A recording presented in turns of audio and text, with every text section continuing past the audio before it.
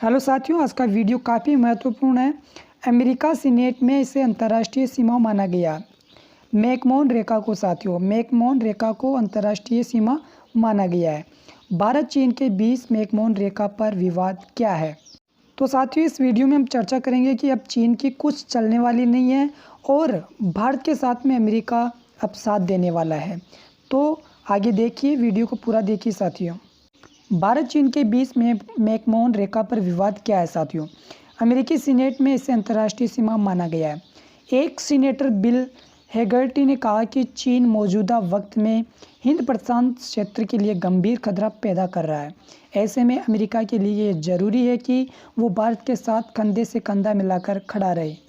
America ने हाल ही में एक द्विदलीय प्रस्ताव पारित किया है। इसके तहत मैकमोहन रेखा को अरुणाचल प्रदेश और चीन के बीच अंतर्राष्ट्रीय सीमा के रूप में मान्यता दी गई है और पूर्वोत्तर राज्य अरुणाचल प्रदेश को भारत का अभिन्न अंग बताया गया है।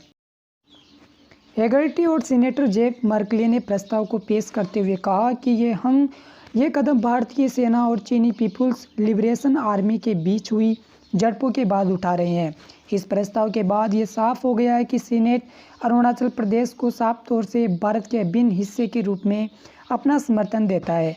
प्रस्ताव पेश करते हुए हेनरी ने वास्तविक नियंत्रण रेखा पर यथास्थिति को बदलने की चीन की मांग की निंदा की। बता दें कि अमेरिका का ये प्रस्ताव पीपुल्स रिपब्लिक ऑफ चाइना यानी पीआरसी के इस दावे को भी खारिज करता है, जिसके मुताबिक अरुणाचल प्रदेश चीन का क्षेत्र है। सीनेटर जेफ मर्कले ने कहा, अमेरिका स्वतंत्र, निष्पक्ष और कानून के शासन का समर्थन करता है।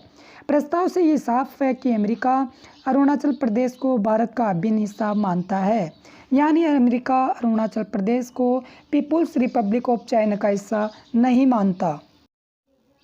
खास बात यह है कि चीन का भारत के साथ ही कई देशों से सीमा को लेकर विवाद है। इसमें कुल 14 देश शामिल है। इस लिस्ट में Bharat, Pakistan, Afghanistan, Tajikistan, Kyrgyzstan, Kazakhstan, Mongolia, रूस, उत्तरी Korea, Vietnam, Laos, Myanmar, Bhutan और नेपाल शामिल है। यानी इन सभी देशों की सीमाएं चीन के साथ लगती है। समय के साथ चीन ने Afghanistan, Tajikistan, Kazakhstan, Myanmar, Pakistan और रूस से अपने विवाद काफ़ी हद तक सुलझाए हैं, लेकिन ज़्यादातर पड़ोसी देशों के साथ ये विवाद अभी भी चल रहा है। मौजूदा वक्त में चीन का सबसे बड़ा सीमा विवाद भारत और कुछ हद तक भूटान के साथ चल रहा है। भू सीमा के अलावा चीन के साथ 4 देशों की समुद्री सीमा भी लगती है। इसमें जापान, दक्षिण कोरिया, वियतनाम और फिलीपींस शामिल है। विवाद की जड़ें कहां से जुड़ी हुई है, समझिए इस बात को साथियों। जानकारों के मुताबिक औपनिवेशिक शासन की वजह से एशियाई देशों के बीच सीमा विवाद पैदा हुआ था। औपनिवेशिक ताकतें जब अपने चरम सीमा पर थी, तब सबने अपने मनमाने तरीके से कई आधुनिक देशों का निर्माण किया। वहीं अफ्रीका, एशिया, अमेरिका देशों ने अपने साथ लगने वाली सीमाओं के साथ कभी कठोर रिश्ते कायम नहीं किए, लेकिन चीन को इस दौरान कई संधियों में शामिल होने के लिए मजबूर किया गया। अब चीन अपने उदय के बाद इन्हीं वजहों से विवाद खड़ा करता है। चीन को मजबूर करने वाली संधियां क्या थी? 19वीं और 20वीं शताब्दी के शुरुआत में चीन ने मजबूरी में ब्रिटेन, फ्रांस, जर्मनी, अमेरिका, रूस और जापान के साथ कई संधियों पर हामी भरी। इनमें से कई संधियां ऐसी थी जिनमें चीनी सरकार में उपनिवेशवादियों को संरक्षण दिया। इसका मतलब यह हुआ कि चीन ने इन देशों को बिजनेस करने के लिए विशेषाधिकार दिए। इस दौरान चीन ने अपने कुछ इलाके भी इन देशों को सौंपे। इस लिस्ट में चीन ने ब्रिटेन को हांगकांग, पुर्तगाल को मकाऊ, अपने उत्तरी क्षेत्र का एक बड़ा भूभाग रूस के जार को, फ्रांस को अन्नम, अब ये वियतनाम में है, और जापान को ताइवान का भूभाग सौंपे थे। हालांकि सोवियत संघ ने रूसी क्रांति के बाद चीन को उसका इलाका लौटा दिया, लेकिन दूसरी ताकतों ने कई दशकों तक एशिया में पेट बनाए रखी। चीन के ज़्यादातर सीमा विवाद इसी औपनिवेशिक काल की देन है। भारत और चीन के बीच क्या विवाद है? विवाद की सबसे बड़ी वजह चीन का मैकमोहन रेखा को न मानना है। भारत मैकमोहन रेखा को मान्यता देता है और इसे स्वीकार भी करता है। ब्रिटिश भारत सरकार में विदेश सचिव रहे सर हेनरी मैकमोहन ने इस रेखा को खींचा था। इसे शिमला समझौता कहते हैं। सर हेनरी मैकमोहन ब्रिटेन, चीन और तिब्बत के बीच हुए शिमला सम्मेलन के मुख्य वार्ताकार भी थे। उस समय चीन के वार्ताकार इवान चेन थे। उनका कहना था कि उन्हें भारत के साथ तिब्बत की सीमा पर चर्चा करने के लिए अधिकृत नहीं किया गया था। यानी बकौल चीन के गैरहाजिरी में ब्रिटिश और तिब्बतियों के बीच मैकमोहन लाइन पर चर्चा हुई थी। बाद में चीन ने इस समझौते पर आपत्ति जताई और इस समझौते को भारत और तिब्बत का एक द्विपक्षीय समझौता करार दे दिया गया। उस समय तिब्बत के दक्षिण में मौजूद क्षेत्र को ब्रिटिश भारत का हिस्सा करार दे दिया गया। इससे अरुणाचल प्रदेश का तवांग क्षेत्र भारत के हिस्से में आ गया। इस हिस्से को ऐतिहासिक रूप से दक्षिण तिब्बत के नाम से जाना जाता था। 1950 में भारत के नियंत्रण में आ गया था।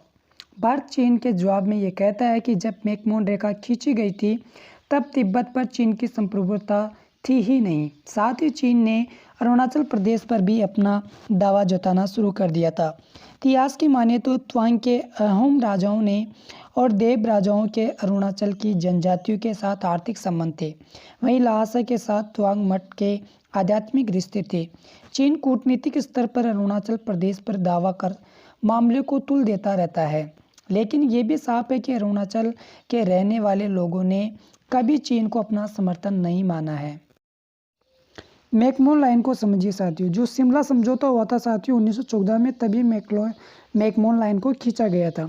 तो शिमला समझौते के बाद भारत के तवांग सहित पूर्वोत्तर सीमांत क्षेत्र और बाहरी तिब्बत के बीच सीमा मान ली गई थी। 1947 में भारत को आज़ादी मिली और पीपल्स रिपब्लिक ऑफ चाइना 1949 में अस्तित्व में आया।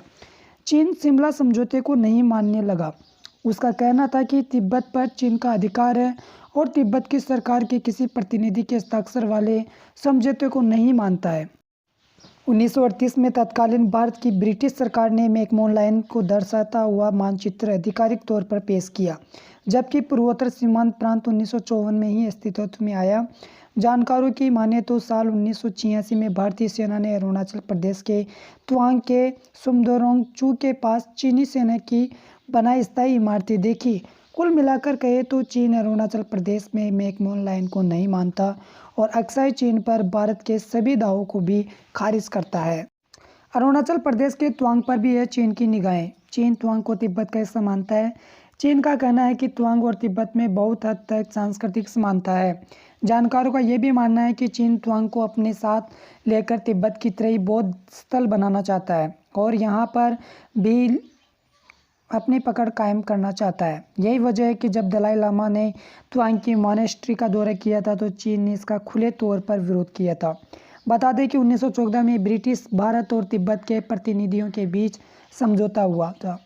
तब अरुणाचल प्रदेश के उत्तरी हिस्से तवांग और दक्षिणी हिस्से को भारत का हिस्सा मान लिया गया था और चीन को इससे एतराज़ है।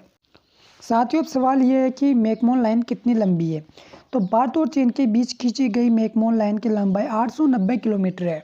इस लाइन के तहत तवांग अरुणाचल प्रदेश को भारत का हिस्सा माना गया है। मैकमोहन लाइन को ये नाम कैसे मिला? तो ब्रिटिश सरकार के विदेश सचिव सर हेनरी मैकमोहन ने इस लाइन को निर्धारित किया था। उनके नाम पर ही लाइन को मैकमोहन लाइन नाम दिया गया।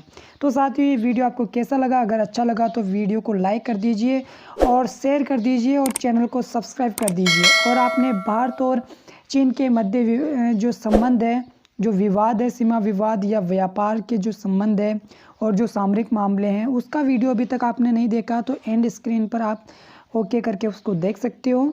तो वीडियो देखने के लिए थैंक यू।